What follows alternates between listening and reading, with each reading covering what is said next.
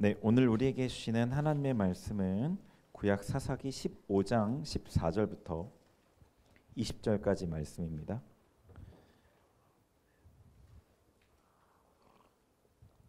389면에 있습니다. 구약 389면 사사기 15장 14절부터 20절.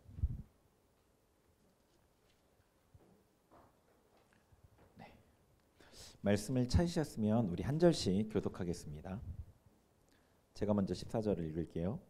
삼손이 레이의 이름에 블레셋 사람들이 그에게로 마주 나가며 소리 지를 때 여호와의 영이 삼손에게 갑자기 임하심에 그의 팔 위에 밧줄이 불탄 삼과 같이 그의 결박되었던 손에서 떨어진지라.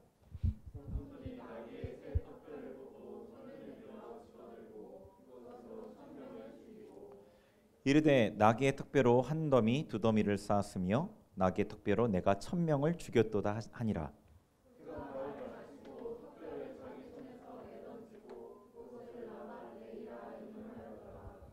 삼손이 심히 목이 말라 여호와께 부르짖어 이르되 주께서 종의 손을 통하여 이 큰 구원을 베푸셨사오나 내가 이제 목말라 죽어서 할례 받지 못한 자들의 손에 떨어지겠나이다 하니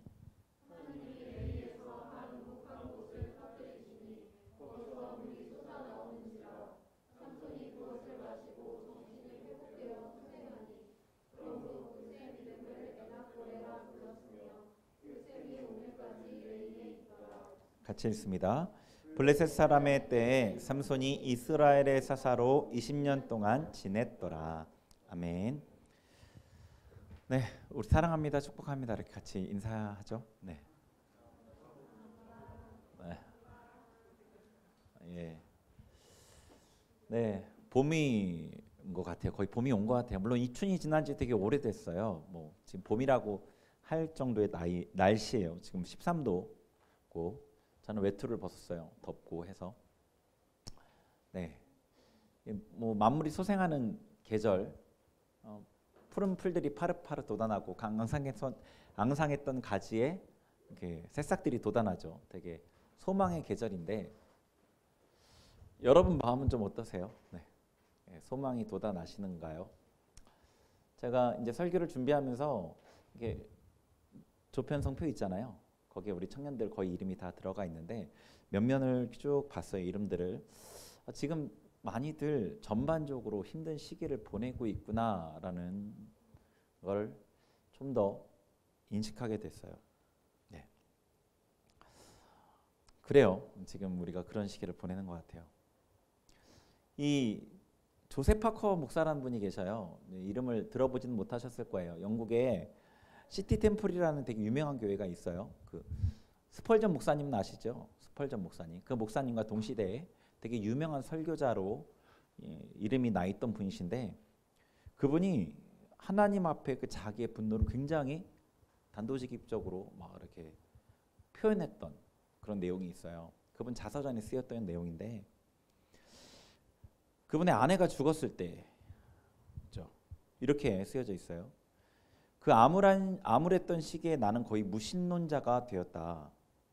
왜냐하면 하나님은 나의 기도를 짓밟으셨고 나의 간구를 멸시하셨기 때문이다. 만일 내가 나와 같은 고뇌를 가진 한 마리 개를 보았더라면 나는 그 말 못하는 짐승을 불쌍히 여기고 도와주었을 것이다. 하지만 하나님은 나를 마치 범죄자처럼 모욕하고 내쫓으셨다. 황량한 광야와 별조차 없는 밤의 어둠으로 이렇게 쓰셨어요. 네, 사람들이 살아가면서 이제 고통을 많이 겪죠. 물론 이 목사님처럼 그렇게 극단적인 고통을 겪는 경우는 많지 않죠. 그것보다 좀 작은 고통들을 많이 겪어요. 그런데 이 목사님의 고백처럼 고통 그 자체보다 더 힘든 거는 하나님께서 나의 기도를 들으시는가 듣지 않으신다는 어떤 의심이 더 힘든 것 같아요. 성경에 나오는 인물들도 역시 이런 힘든 시간들을 겪어요. 그래서 하나님 앞에 그 믿음이 흔들리기도 하고 탄원하기도 하고 때론 대들기도 하고 그렇죠. 우리도 이런 고통 가운데 혼란을 겪고 낙심해서 어쩔 줄 몰라요. 어떤 경우에는 회피하거나 외면하거나 없는 일처럼 그냥 지내기도 해요. 그런데 언제까지 그럴 수는 없잖아요. 그 실제하기 때문에 이게 환영이라면 무시하면 되지만 실제하는 고통이 있기 때문에 언제까지 외면할 수는 없어요. 그 문제, 그 고통의 원인이 뭔지 바로 해석하고 그럴 때 우리가 그 안에서 성장할 수 있고 하나님을 더 경험할 수 있게 되겠죠. 오늘 본문을 통해서 물론 고통의 원인에 대해서 다 볼 수는 없지만 한 2가지 정도를 보려고 해요. 여러분이 이 가운데 좀 해당되는 그런 은혜가 있으셨으면 좋겠어요. 삼손이 이제 이 본문이 어떻게 진행되는지는 알죠. 삼손이 그 전에 내용들 여러 번 요약했으니까 딥나 지역에 내려갔어요. 왜요? 블레셋 여인과 결혼하기 위해서. 거기서 잔치를 벌였죠. 블레셋 남자들을 초대했어요. 30명을. 그들에게 수수께끼를 냈어요. 수수께끼를 너희가 맞추면 내가 너희에게 겉옷 30벌을 줄 거다. 한 명당 하나씩 줄 거다. 너희가 맞추지 못하면 나한테 너희가 한 사람당 한 번씩 나한테 줘야 된다. 이 겉옷이라는 것은 되게 좋은 외투? 그렇게 생각하시면 돼요. 이 겉옷이라는 게 굉장히 비싼 그리고 중요한 재산 목록 중에 하나였거든요. 그래서 우리 내기를 했는데 이 내기가 너무 어려운 거예요. 삼손밖에 알지 못하는 거예요. 그러니까 블레셋 남자들이 해결할 수가 없으니까 삼손의 아내들 여자를 협박했어요. 불태워 죽여버리겠다. 그래서 삼손의 아내들 사람이 삼손에게 수수께끼의 답을 쫄라서 알아내고 알려줬죠. 그랬더니 삼손이 이제 화가 나서 아스글론 지역에 가서 블레셋 사람을 죽이고 겉옷을 줘버린 다음에 집으로 가버렸어요. 처음으로 삼손이 블레셋 사람들하고 부딪힌 사건이에요. 얼마 후에 이제 화가 가라앉은 삼손이 아내를 보려고 딥나 지방에 다시 내려갔죠. 근데 자기 아내가 다른 남자와 결혼해 있는 거예요. 화가 나서 그 지역에 곡식밭이며 감남 과수원이며 다 태워버렸어요. 분풀이를 한 거죠. 그랬더니 그 지역에 그 사람들이 모여서 삼손의 아내와 삼손의 장인과 그 집을 불살라 버렸어요. 복수한 거예요. 삼손이 이제 자기 아내의 복수를 하겠다고 그 딥나 지역의 남자들을 블레셋 사람들을 수많은 사람들을 죽였어요. 100명이 넘는 사람일 것 같아요. 문맥으로 보면 숫자는 정확히 나와 있지 않지만. 두 번째로 삼손이 블레셋 사람들과 부딪힌 사건이죠. 이제 가만히 있을 수 없잖아요. 블레셋에서 나라 차원에서 삼손에게 대항하기 시작했어요. 군사를 모았어요. 몇 명인지 모르지만 굉장히 많은 군대를 모아가지고 유다 지역에 쳐들어왔어요. 삼손이 피해 있는. 그리고 유다 사람들에게 삼손을 내놔라. 유다 사람들은 어이없게 사람 3,000명을 모아서 삼손을 찾아갔어요.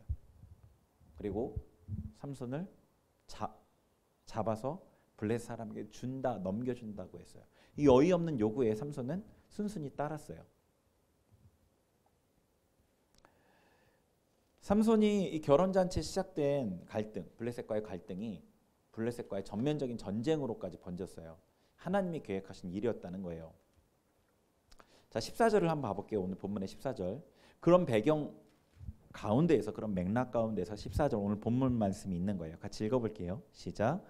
삼손이 레이의 이름에 블레셋 사람들이 그에게로 마주 나가며 소리 지를 때에 여호와의 영이 삼손에게 갑자기 임하심에 그의 팔 위에 밧줄이 불탄 삼과 같이 그의 결박되었던 손에서 떨어진지라. 아멘. 자, 삼손이 이 레이라는 지역에서 블레셋에게 넘겨져요. 근데 여기 보면은 14절에 한번 잘 보세요. 삼손이 레이의 이름에 넘겨진 거죠. 블레셋 사람들이 그에게 삼손에게로 마주 나가며 소리 지를 때 블레셋 군대가 삼손에게 소리를 지르며 나가고 있어요. 이 소리 지른다는 거는요. 이 히브리 단어가 헤리우라는 단어인데 전쟁에서 행진을 이렇게 어떤 지시하는 그런 그 소리를 나타내는 군대 용어예요. 군사 용어. 그러니까 뭐냐면 블레셋 군대가 수천 명, 10,000명도 넘을 그 군대가 삼손 한 명을 보고, 그것도 손이 묶여 있는, 꽁꽁 묶여 있는 삼손 한 명을 보고 돌격 앞으로 하면서 온 군대가 다 뛰쳐나가고 있는 거예요. 그러니까 블레셋 사람들이 삼손을 얼마나 두려워했는지 알 수 있어요. 그리고 이것이 단지 표면적인 전쟁이 아니라는 것도 알 수 있는 거죠. 하나님이 사용하시는 삼손과 사단이 사용하는 블레셋과의 전쟁인 거예요. 블레셋이 삼손에게 돌격해 오니까 하나님의 영이 임하셔서 삼손의 손에서 그 밧줄이 아주 쉽게 끊어져 버려요. 우리가 삼손과 굉장히 제가 동일시했었잖아요. 우리를 삼손도 나실인이고 우리도 나실인이고 하나님께서 우리에게도 하나님의 영을 부으시고 하나님의 뜻을 우리를 통해서 이루시려고 하는, 물론 삼손이 많이 하나님을 향한 신앙에서 어긋나 있지만 지금 현대 교회에 속한 우리도 마찬가지인 부분이 있고요. 우리가 영적 전쟁 가운데 노출돼 있어요. 세상을 살아갈 때에 세상에서는 믿지 않는 자가 더 많고 세상의 왕은 사단이기 때문에 그래요. 하나님께서 모든 역사를 주관하시지만 지금 세상의 주권은 사단이 주관하고 있기 때문에 그래요. 우리가 세상 가운데 영적 전쟁에 노출되어 있다는 거예요. 그러면은 이 블레셋과 삼손이 마주해서 싸우는데 우리도 그렇게 블레셋에 해당하는 세상과 마주해서 영적 전쟁을 해야 되는 위치에 노출되어 있는데 블레셋이 어때요? 삼손을 보고 묶여있는 삼손을 보고 소리를 지르면서 달려오고 있어요. 그럼 그게 블레셋 군대의 마음이 어떨까요? 제가 아까 얘기했지만 어떨까요? 그 마음이 삼손을 정말 두려워하는 거죠. 이해되세요? 세상이 정말 커 보이고 블레셋 군대가 정말 많은 숫자가 모였지만 그들은 삼손을 두려워해요. 다윗이 블레셋과 전쟁에 나가잖아요. 어렸을 때 골리앗과의 싸움에 나가죠. 다윗이 아주 어린 10대였어요. 그죠? 근데 블레셋 그 골리앗이 다윗에게 하는 말을 잘 들어보세요. 내가 나를 개로 여기고 그 나무막대를 갖고 나왔냐? 내가 너를 내가 너를 죽여서 새 고기가 되게 하겠다. 막 이렇게 막 한단 말이에요. 그게 여유가 있어서 그렇게 하는 게 아니잖아요. 그죠? 여러분이 정말로 이 조그만 애가 여러분하고 아예 싸울 그런 능력도 안 되는 애가 여러분에게 막 뭐라고 하면 내가 너 혼내가지고 너를 막 뭐 다리 몽둥이를 부러뜨리고 너를 어떻게 할 거고 막 이렇게 저주하지 않잖아요. 그냥 무시하거나 막 너무너무 성가시게 하면 그냥 툭 쳐버리거나. 그러니까 무슨 얘기냐면 골리앗이 엄청나게 위협하고 있고 블레셋 군대가 엄청나게 소리를 지르며 다가오지만 그들이 오히려 삼손을 두려워하고 오히려 골리앗이 다윗을 두려워했다는 거예요. 그러니까 우리가 세상에서 영적 전쟁 가운데 노출돼 있고 우리를 대적하는 그 세상이 너무나 크게 보일지 모르지만 사실은 세상이 여러분을 두려워한다는 거예요. 세상이 여러분을. 자, 15절을 봐볼게요. 15절 네, 읽겠습니다. 15절 시작. 삼손이 나귀의 새 특별을 보고 손을 내밀어 집어들고 그것으로 1000명을 죽이고. 아멘. 자, 삼손이 무기가 없잖아요. 손이 꽁꽁 묶여 왔으니까 무기가 없어요. 그래서 무기로 쓸만한 게 있나 둘러봤더니 뭐가 있었냐면 나귀의 새 턱뼈가 있었어요. 새 턱뼈. 자, 새 턱뼈라는 건 죽은 지 얼마 안 되는 나귀의 턱뼈라는 뜻이죠. 아직 덜 말랐다는 거예요. 그러니까 딱딱하지 않아요. 물르죠. 무기로서의 가치가 더 떨어져요. 나귀의 턱뼈도 무기로서의 그 유용성이 떨어지는데 새 턱뼈는 더 유용성이 더 떨어져요. 근데 삼손이 그거를 붙잡아서 1000명을 죽여버렸단 말이에요. 1000명. 와. 제가 10인전이라는 그 프로그램 그 짤 영상을 본 적이 있거든요. 유튜브에서. 그게 뭐냐면 어떤 탁월한 1인자, 어떤 그 분야의 1인자 되는 전문가 한 사람과 일반인 10명, 일반인 중에 좀 못하게 보이는 10명과 대결을 하는 거예요. 누가 이기냐? 근데 그때 제가 봤던 게 스모 선수인데 요코지나 아세요? 스모 선수 중에 최고. 스모 선수 중에 최고. 천하장사 뭐 그런 거. 그 스모 선수가 나왔어요. 등치가 정말 저희 한 3배 될걸요. 아니 이만해요. 진짜 커요. 키도 크고 살도 엄청 쪄 있고 그 안에 근육도 엄청 많겠죠. 살만 찐 게 아니라. 근데 그 사람하고 키가 한 160에서 165 정도 되는 왜소한 그리고 되게 마른 거기 나온 남자들 같이 마른 남자는 여기 없어요. 그 정도로 왜소한 남자 10명과 스모 경기를 하는 거예요. 스모. 저는 이제 아무리 10명이라도 이 사람이 워낙에 이제 등치가 좋고 스모 1인자니까 그래도 좀 이길 수 있지 않을까 싶었는데 결과는 완전 황당했어요. 시작을 했는데 10초를 못 버티고 밀려나 버렸어요. 그냥 밖으로 쫓겨났어요. 스모 경기장에서 밀려나면 지는 거잖아요.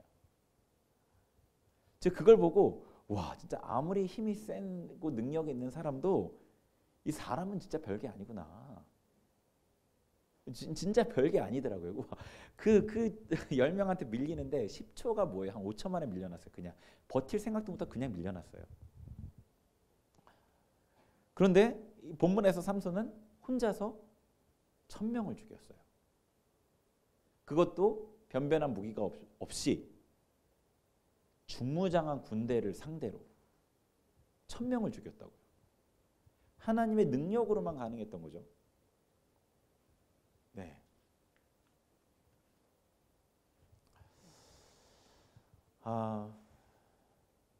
당시에는 전쟁이 빈번했어요. 뭐 우리는 전쟁이 그렇게 빈번한 시대에 살지는 않죠. 물론 우크라이나 전쟁을 보면은 약간 다르게 생각할 수도 있지만 여기 모여 있는 모든 사람은 한 번도 전쟁에 노출된 적이 없을 거예요. 근데 아까 말씀드렸듯이 우리는 영적 전쟁에 노출돼 있어요. 이스라엘은 블레셋에게서 졌잖아요. 전쟁에서. 그래서 노예로 지금 살아가고 있잖아요. 우리도 영적 전쟁에 지면 그 압제 아래 노예의 상태로 살아가요. 근데 하나님께서 여러분에게 원하시는 것은 압제 당하지 않는 것이고 압제를 당해 있다면 그 압제를 끊어버리고 하나님을 섬기는 거예요. 그 압제에서 벗어나서. 그리고 압제 아래 있는 사람들을 건져서 그 사람들이 하나님을 섬기게 하는 거. 이게 하나님의 뜻이고 하나님의 일이에요. 하나님께서 이런 사람을 찾으시는 거예요. 지금 삼손을 하나님께서 그렇게 쓰시는 거예요. 블레셋의 지배당하고 있는 그 이스라엘과 관계를 끊어서 이스라엘을 건져내시려는 거잖아요. 근데 생각해 보세요. 왜 삼손이었죠? 삼손이 순종하는 사람이었나요?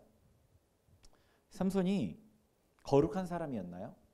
삼손이 경건 생활을 열심히 하는 사람이었나요? 아니잖아요. 그죠? 아니죠.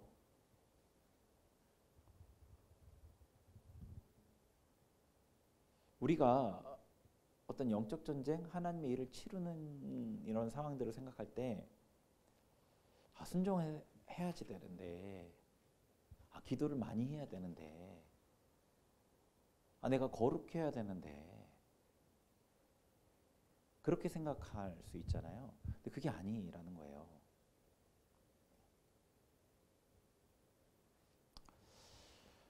여러분이 자신이 속한 영역에서 영적 전쟁을 치르고 있어요. 여러분이 인식하든 인식하지 못하든 공격받고 있고요. 여러분이 하나님의 자녀라는 그 사실이 전쟁을 불가피하게 만들어요. 사단과 마주하죠. 그래서 그 전쟁 때문에 고통을 겪어요. 왜요? 여러분을 공격하니까 사단이. 여러 가지 방법으로 여러분이 힘들어하는 방법으로 전략을 짜고 전술을 짜서 여러분을 공격한다고요. 사람들의 말을 통해서 여러분의 약한 부분, 사람들의 말을 통해서 어떤 생각처럼 일이 안 풀리는 상황을 통해서 어떤 내면의 불안, 두려움, 낙심이나 어떤 거짓된 생각들 이런 것들로 여러분을 공격한단 말이에요.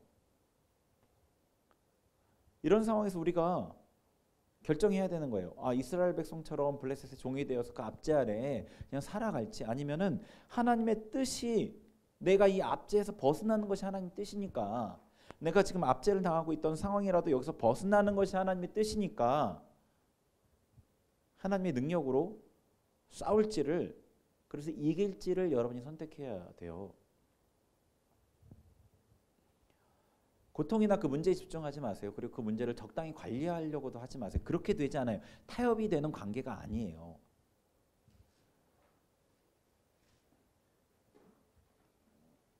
고통을 일으키는 배후에 그 사탄을 분별해서 하나님 능력으로 싸우셔야 되는 겁니다. 내가 부족해 보일 수 있죠. 아까 얘기한 대로 여러분 부족해 보일 수 있어요. 부족한 게 있죠. 죄를 지었을 수도 있어요. 기도를 잘 못했을 수도 있어요. 거룩한 삶을 잘 못 살았을 수도 있어요. 그런데 삼손을 생각해봐요. 삼손도 부족했잖아요. 하나님이 택한 나실인이기 때문에 그를 통해 하나님께서 이 전쟁을 승리로 이끌길 원했기 때문에 삼손에게 능력을 부으신 거예요. 개인적으로 어떤 특별함이 있어서가 아니라. 네, 여러분이 하나님께서 택한 나실인이잖아요. 그죠? 세상에서 택하시고 기름 부으신 나실인이에요. 여러분이 이 하나님의 전쟁을 할 마음을 가지고 도움을 구하면 하나님의 능력이 함께 하셔요. 하나님 능력이 함께 하셔요. 물론 우리가 겪는 고통 가운데는 내 죄로 인한 고통도 있어요.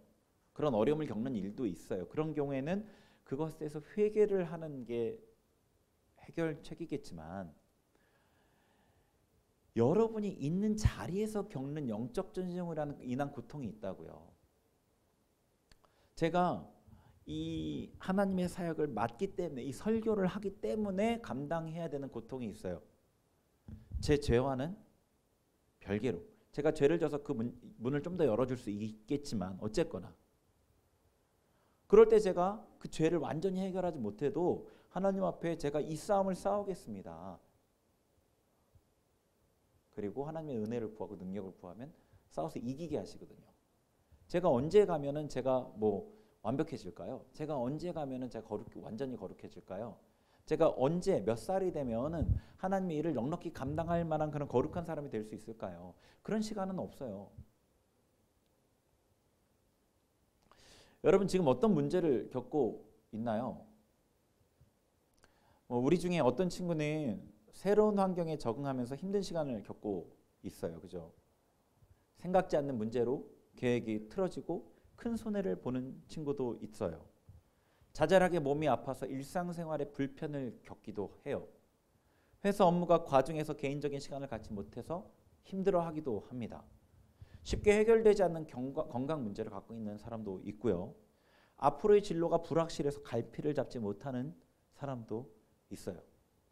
자기 삶의 문제를 자기가 책임져야 하는 그 무게로 인해서 많은 피로와 좌절을 겪기도 하죠. 주변 사람과 관계의 갈등을 겪기도 하죠. 또 어떤 친구는 그 결혼 준비 때문에 이런 이제 주변에 배우자 될 사람과 갈등을 겪기도 하죠. 잘 생각해 보세요. 여러 가지 문제를 다양하게 겪고 있지만 그 결과가 어떠냐고요. 여러분의 마음을 낙심시키고 괴롭게 하고 하나님을 보지 못하게 하고 세상의 염려로 머릿속을 가득 채우는 거예요. 문제는 다양한 것 같은데 결과는 하나라고요. 믿음이 약해지는 거예요. 대적 마귀가 여러분을 공격하고 있다는 분명한 증거죠. 보이는 문제에 몰두하게 해서 믿음을 질식시키려는 거예요. 여러분 안에 있는 그 믿음을. 하나님은 무엇을 원하신다고 그랬죠? 여러분이 그 압제에서 벗어나서 그럼에도 불구하고 하나님을 섬기는 것. 영적 전쟁에서 승리해서 하나님을 섬기기를 원하시는 것. 기도를 많이 못했는데 불순종했는데 내가 어떻게 할 수 있을까? 아닙니다. 삼손을 생각해 보세요. 제가 보기에 여러분이 삼손보다는 나은 것 같아요. 그리고 여러분이 마주한 문제는 삼손에게 달려오는 블레셋 군대보다는 작아요. 여러분 내가 세상의 종이 아니라 하나님의 자녀라는 사실을 먼저 기억하세요. 그리고 문제 배후의 역사는 그 사단과 싸울 마음을 가지세요. 그리고 믿음으로 하나님의 능력을 구하는 거예요. 마음을 지키고 다시 기도의 자리에서 하나님의 뜻이 내 삶에 이루어지기를 구하는 거예요. 내 문제가 너무 커서 어려울 거야. 이건 사단의 계략입니다. 불가능해 보이는 문제라도 하나님이 도우시면 이길 수 있어요. 문제의 크기가 문제가 아니에요. 하나님의 능력이 여러분에게 임하시면 됩니다. 그 진리에 집중하세요. 진리에. 내가 하나님의 자녀이고 나실이라는 그 사실, 그리고 하나님은 내가 하나님의 능력으로 그 세상과의 전쟁에서, 영적 전쟁에서 이기기를 원하신다는 그 사실에 집중하세요. 네.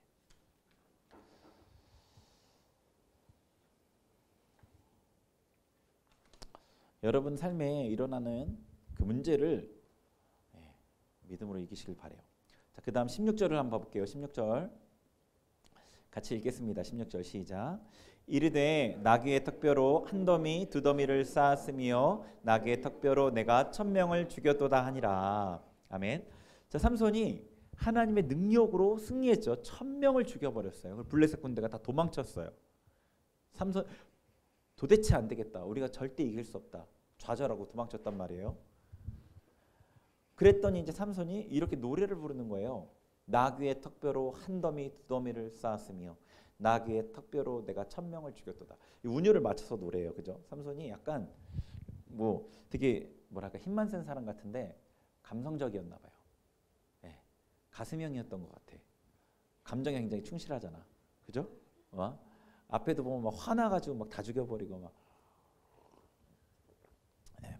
그래서 이제 이렇게 시를 막 쳐요. 되게 재밌죠. 그런데 이제 하나님이 이 자기가 죽을 것 같은 어떤 그런 상황에서 하나님께 자기를 이기게 하셨잖아요. 근데 그 어떤 자기의 승리만 높이고 있어요.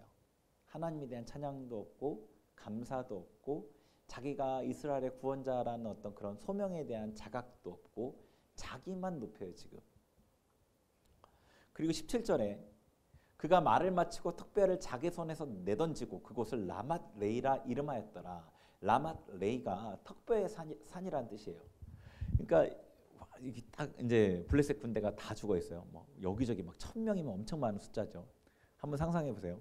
턱뼈를 이제 나귀 턱뼈니까 나귀가 머리가 이만하다고 치면 나귀 턱뼈를 손 들고 나귀 턱뼈로 한 더미 두 더미를 내가 쌓았다. 내가 1000명을 나귀 턱뼈로 죽였다. 그러고 나서 멋있게 팍 던져요. 완전 무슨 홍콩 느와르 영화에서처럼 확 던져요. 그러더니 뭐죠? 라만 레이다. 막 그렇게 외쳐요. 되게 당당하고 의기양양하고 막 교만이 하늘을 찌르죠. 그런데 18절에 갑자기 18절 읽어볼게요. 시작. 삼손이 심히 목이 말라 여호와께 부르짖어 이르되 주께서 종의 손을 통하여 이 큰 구원을 베푸셨사오나 내가 이제 목말라 죽어서 할례 받지 못한 자들의 손에 떨어지겠나이다 하니. 아멘. 와, 그렇게 막 자기를 높이고 교만하게 자랑하고 막 무슨 대단한 영화의 주인공처럼 내가 세상을 구원했다 막 이런 것처럼 마블 영화에서 뭐 그런 거 나오는 것처럼 그렇게 했는데 갑자기 삼손이 위기가 찾아오는데 목이 마른데 물이 없는 거예요. 근데 이 목마름은 일반적인 갈증이 아닌 거죠. 거의 죽기 직전에 이르는 갈증이에요. 왜냐하면 10초에 한 명씩 죽였다고 생각을 계산을 해도 10초에 사람 한 명 죽일 수 없잖아요. 근데 10초에 한 명씩 사람을 죽였다고 해도 1000명을 죽이는데 3시간이 넘는 시간이 걸려요. 3시간 동안 이 엄청난 아드레날린이 분비되면서 극도의 어떤 그 긴장감 속에서 전쟁을 치렀단 말이에요. 온몸에 땀이 비오듯 했겠죠. 긴장이 잦아지자 느끼지 못했던 몸의 반응이 느껴지는 거예요. 극심한 탈수 증상하고 탈진이 함께 찾아왔어요. 막 정신이 몽롱해지고 죽기 직전에 다다른 거예요. 그러니까 이제 삼손이 그 의기양양한 모습이 어디 가고 목이 말라서 하나님께 부르짖는 거예요. 하나님, 저 좀 살려주세요. 네. 이 부르짖음에 하나님께서는 응답하셔서 샘을 터뜨리시고 물을 먹게 해주셔요. 삼손이 목이 타들어가서 죽을 지경에 이르러서야 하나님께 부르짖으면서 기도해요. 그리고 하나님께서 전쟁을 이기게 하신 겁니다. 네. 그러니까 이 삼손에게 갑자기 찾아온 이 위기는, 죽을 지경에 이른 이 고통스러운 위기는 하나님의 승리를 자기가 가로채려고 했기 때문에 온 문제였어요. 이제 삼손이 처음 기도한 거거든요. 하나님 앞에 처음 기도했는데 그 내용이 뭐냐면 아내에 대한 복수로 시작한 싸움이 하나님께 주신 큰 구원입니다. 하나님이 주신 구원입니다. 하나님께서 나를 이스라엘의 구원자로 세우셨습니다. 내가 아니라 하나님께서 전쟁을 이기게 하셨고 구원하셨습니다. 나는 하나님의 종입니다. 이런 내용인 거예요. 죽음의 고통에 이르러서야 삼손이 하나님을 인정해요. 네. 블레셋과의 싸움에서 정말 큰 승리를 이루었지만 삼손은 하나님이 공급해 주지 않으면 죽을 수밖에 없는 너무나 나약한 인간인 거예요. 삼손이 자기를 높이자 하나님이 낮추셨어요. 우리가 어떤 결과를 얻고 영적인 승리를 얻거나 자기 삶에서 어떤 소기의 성과를 얻고 나서 자기를 높인다면 하나님께서 우리를 낮추셔요. 네. 패망은 자기를 높이는 게 패망의 지름길이고 멸망의 선봉이잖아요. 자, 19절 읽어볼게요. 19절 같이 읽습니다. 시작. 하나님이 레이에서 한 우묵한 곳을 터뜨리시니 거기서 물이 솟아 나오는지라 삼손이 그것을 마시고 정신이 회복되어 소생하니 그러므로 그 샘 이름을 에낙고레라 불렀으며 그 샘이 오늘까지 레이에 있더라. 아멘. 하나님께서 삼손의 그 기도에 응답하셔요. 어떻게 보면은 되게 배은망덕하잖아요. 그죠? 근데 하나님께서 목이 말라 죽을 지경에 염치 없이 하나님께 구해달라고 구원해달라고 간구하는 그 삼손에게 바로 응답해 주셨어요. 하나님이 어떤 분인지를 알 수 있는 거죠. 지금 어려움에 직면한 우리가 돌아봐야 될 부분인 거죠. 내가 영적 전쟁에서 승리했을 때 혹여나 자기를 높이지는 않았는지, 무언가 잘 되고 있을 때 하나님을 인정하지 않고 나를 높이지는 않았는지, 분명히 하나님께서 하신 일인데 내가 기여한 아주 작은 부분을 크게 여기면서 나를 높이지 않았는지,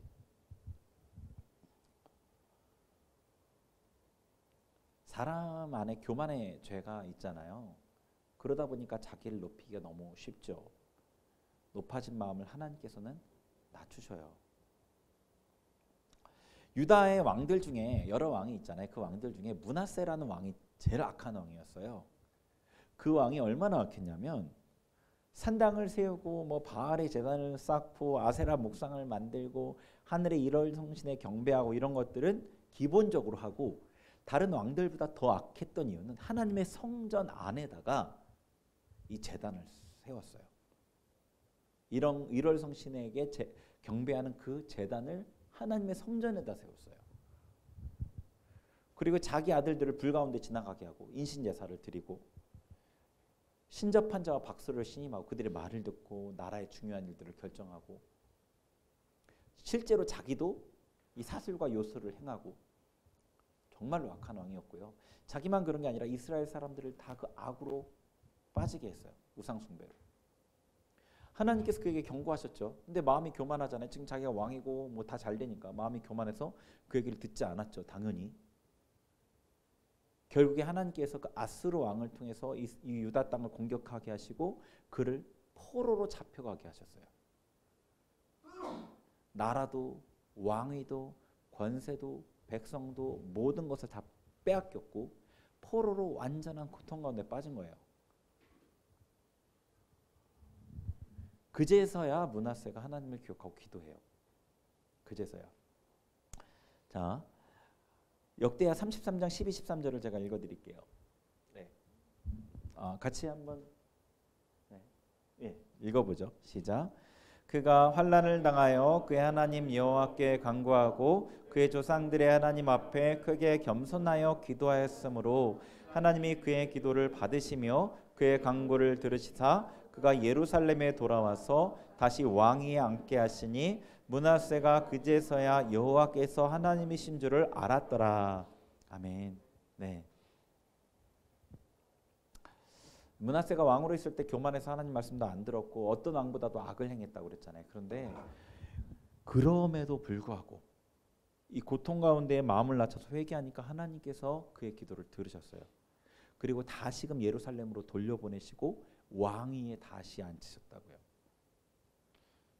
하나님께서는요, 가장 자비하시고 긍휼히 여기시는 분이세요. 우리가 문제를 직면했을 때 자기를 돌아보고 마음을 낮추고 회개해서 하나님께 간구해야 되죠. 므낫세가 그렇게 구원을 받았고요. 삼손도 그렇게 구원을 받았어요. 여러분, 고통의 원인을 두 가지 정도 살펴봤어요. 그 외에도 고통의 원인이 더 있어요. 그런데 해결책은 굉장히 단순해요. 삼손처럼 단순하게 하나님께 부르짖는 거예요. 마음을 낮추고. 왜 이렇게 되었을까 고민하면서 분석해보는 거 필요하죠. 적절한 어떤 대책을 찾기 위해서. 그런데 죄 가운데 있을 때는 그런 어떤 고민이 적절한 답을 주기가 쉽지가 않아요. 하나님께서 깨닫게 하셔야지 보이고 진정한 회개가 되거든요. 오늘 말씀을 통해서 고통의 원인이 하나님이 불의하시기 때문이 아니라는 것을 확인하셨다면 그걸로 족한 거예요. 그리고 하나님께서 우리의 기도에 응답하신다는 것, 삼손이 불의했더라도, 삼손이 이렇게 악했더라도 하나님께서 응답하셨다는 것, 그거를 확인하시면 된 거예요. 고통으로 인해 혹시나 하나님께 원망했던 마음이 여러분 있었다면 마음을 낮춰서 그저 부르짖으세요. 간절하게. 부르짖는다는 것은 단지 소리를 크게 내는 것을 의미하지 않아요.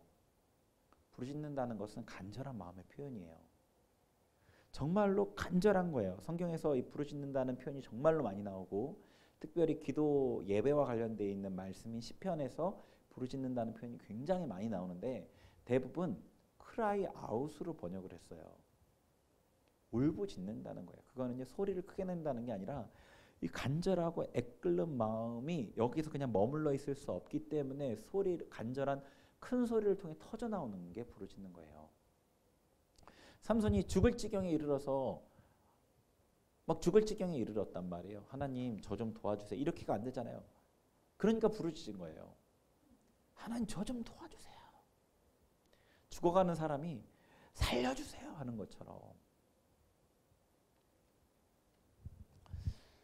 하나님께 삼손의 간구에 응답하여서 샘물이 솟아나게 하셨어요. 삼손이 그걸 마시고 나서 정신이 회복됐고요. 소생했어요. 목이 말라 혼미해 가던 그 정신이 되돌아오고 살아난 거예요. 여러분이 이 문제 가운데 어찌 보면은 정신을 못 차리고 있을 수도 있어요. 하나님께 부르짖을 때에 간절하게 주님이 선하시고 주님이 내가 영적 전쟁에서 이기게 하시고 주님이 제가 교만했더라도 다시 저의 부르짖음에 응답하십니다 라는 이 믿음을 갖고 간절히 구할 때에 하나님께 생수를 공급해 주셔요. 정신이 온전해지고 내 상황이 바로 보이고 온전한 회개도 할 수 있게 돼요. 어떻게 해야 될지, 어디로 가야 할지 이 모호했던 길이 분명해집니다. 물론 삼손은 안타깝게도 목마름으로 죽어가는 이 문제를 벗어나니까 하나님을 바로 잊어버려요. 안타깝게 삼손은. 그래서 19절의 뒷부분에 뭐라고 돼 있죠? 그 샘 이름을 에낙고레라 불렀다고 돼 있어요. 에낙고레는 부르짖는 자의 샘이란 뜻이거든요. 그러니까 이 명칭에서 내가 부르짖어서 라는 의도가 깔려 있는 걸 알 수 있는 거죠. 그래서 하나님의 은혜를 경험했긴 했는데 삼손이 온전한 사사로 변하지 못하고요. 이전과 같은 모습으로 살아가요. 뒤에 내용들을 아시잖아요. 들릴라와 또 문제가 생기는 그런 것들. 네. 어쨌거나 오늘 이 말씀을 통해서 우리가 볼 수 있는 것은 우리는 영적 전쟁 가운데 있다는 거예요. 영적 전쟁 가운데 있기 때문에 우리의 대적인 사단이 우리를 괴롭게 하고 문제를 일으키고 고통을 준다는 거예요. 하나님께서 문제 많은 삼손을 사용해서 그 전쟁에 승리하게 하셨잖아요. 우리를 통해서도 우리가 부족하고 죄가 많고 뭔가 하나님 앞에 온전치 못해도 하나님은 여전히 그 전쟁에서 우리가 승리하게 하시길 원하셔요. 우리가 믿음을 갖고 싸울 마음을 가지고 저게 너무나 큰 문제고 저 사람들은 너무나 힘이 있고 저 사람들 너무나 많고 그런 어떤 보이는 것에 두려워서 싸움 자체를 포기하지 않는다면 하나님 제가 싸워 이기겠습니다. 하나님의 도움을 구하면 이기게 하신다는 거예요. 그 문제가 넘어가지고 해결되고 오히려 그 안에서 하나님을 경험하게 돼요. 그리고 사람은 또 누구나 교만한 마음이 있어서 영적 전쟁에 승리한 이후에 자기를 높이기가 쉬워요. 내가 이바지한 작은 부분을 크게 여기는 거죠. 그래서 낮추심을 받게 될 수가 있어요. 그렇지만 또 그럼에도 하나님께서 자비하시고 긍휼을 여기시는 분이기 때문에 우리가 다시 그분께 부르짖고 회개하고 마음을 낮추면 다시 건져주신다는 거예요. 여러분, 하나님밖에 없어요. 하나님이 전부입니다. 여러분이 여러 가지 다 겪고 있지만 하나님이에요. 하나님. 답은 하나님이셔요. 여러분이 삶의 여러 가지 고통과 문제 가운데 다양한 어떤 해결책을 생각할지 모르겠어요. 이건 이렇게 해야 되고 돈이 없는 건 이렇게 해야 되고 관계의 문제는 내가 이렇게 말해야 되고 이렇게 대처해야 되고 이 문제들을 이 밑에 부하 직원이 내 말 안 듣는 건 이렇게 해야 되고 상사가 나를 괴롭게 하는 건 이렇게 해야 되고 뭐 이렇게 저렇게 생각할 수 있어요. 근데 답은 하나님이에요. 네, 그걸 잊지 마세요. 답은 하나님이셔요. 여러분 문제 상황에서 괴로움을 겪고 있나요? 오늘 말씀 기억하세요. 영적 전쟁 중이거나 혹은 영적 전쟁의 승리로 인해 교만 중이거나 어느 쪽이거나 하나님의 자비와 긍휼을 믿고 부르짖는 것부터 시작하세요. 간절히 간구하세요. 그럼 하나님께서 반드시 응답하셔요. 저희 같이 기도할게요.